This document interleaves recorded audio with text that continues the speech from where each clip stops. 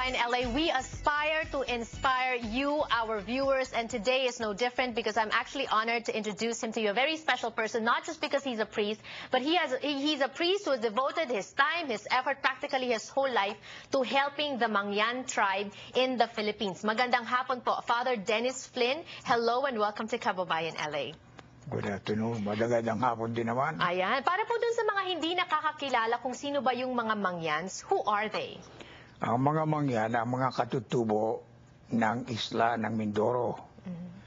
Alam mo doon sa Pilipinas, may iba't ibang mga lahi ng mga katutubo, iba't ibang bahagi ng Pilipinas, may mga kani-kanyang bahagi ng mga katutubo. Sa Mindoro, yan ang mga tinatawag na Mangyan. Bagamat ang katunayan niya ay 7 tribo, na ang tao sa kanilang lahat ay Mangyan. Pero iba't ibang tribo. Iba't ibang tribo yan. Now, Father Dennis Flynn is a Filipino-American born in the Philippines when the Philippines was still a territory of the United States, Filipina mom, and an American dad. And how did you get started in this kind of work? It started in 1970 when the Bishop of Calapan assigned me to work full-time among the Mangyans of Occidental Mindoro. So that means my task was to be a missionary to proselytize, to preach among them, right, become Christians. But when I went out there to work among them, I said, now, wait a minute, first let's do something about their living conditions. And I got into this. At first, I didn't know what to do. Eventually, the old Chinese saying, if you give a man a fish, he eats fish once, teach him how to fish. You know that saying. Right, right. You see, the approach before my time, when I got to Mindoro in '62, a young priest, mission work was already being done among the Mangyans, but the approach was done through donations, giving them food, etc., from Catholic Relief Services or from donors from the States or Europe, being good to the Mangyans.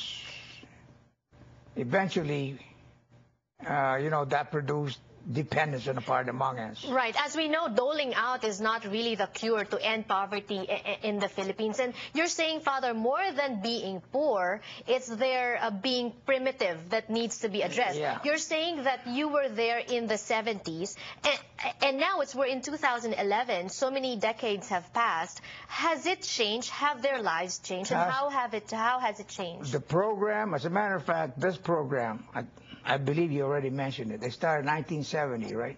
When I began working among them, I introduced this concept with the help of Peace Corps volunteers. They were co-workers of mine, teaching them to be productive. That's the bottom line.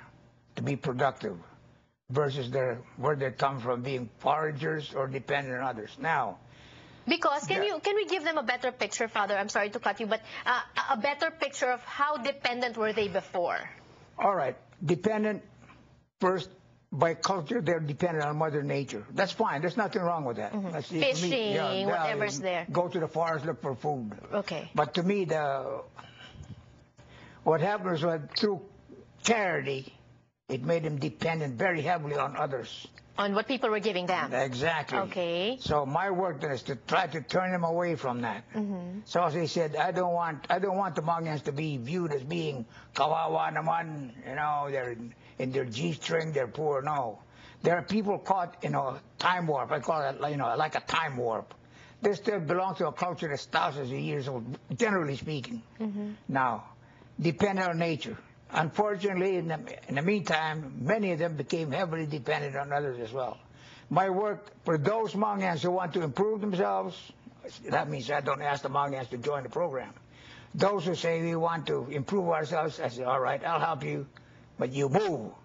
I'll provide you what you need, but you listen to the workers I'll assign there. What have you taught them so far? You've taught them farming? Exactly. It boils down. Well, we start with farming because that's a concept they're familiar with, planting. So that's where we're starting them. But it boils down to teach them to be productive. What about education for the young Mangyans? Right. Education. Now, it's a good thing you mentioned that.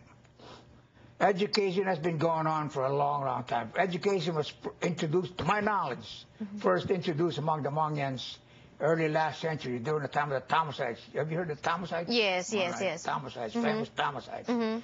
They opened schools for the Mangyans way back when. Right. Now, when I began this work in '70, interestingly enough, in West Mindoro anyway, the places where I first began is before Kalamintao was down by the Amnay River. The Mangyans were reluctant, and that's putting it nicely. They just did not want to send their kids to school. For a long time, I wondered about that. So, Father, there are schools for Yes, the indeed. Mangyans. And Yes, indeed. why? What was the reluctance? All Where right, is it at coming least in from? West Mindoro, I found out in 75, I found out the reason behind that. In the early days of Kalamintao, this would be early last century, when Mr. Brown, the Thomasite who opened up Kalamintao, created this reservation for the Mangyans. It was right around that time you had this big epidemic. That got to the Philippines too. I think a lot of Mangyans died. Now the Mangyans, they said that they were punished by the spirits in the forest because they gathered in one place in large numbers and they sent their kids to school. And that is where them being primitive comes in. And that is why exactly what you're doing is good for them, because you're teaching them to be self-sufficient. Although we're not doling out, we still need money. We still need donations in order for Father Flynn's work to continue there with the Mangyans. And we're going to be talking about that, how you can help when we return on Kababayan LA. Don't go away.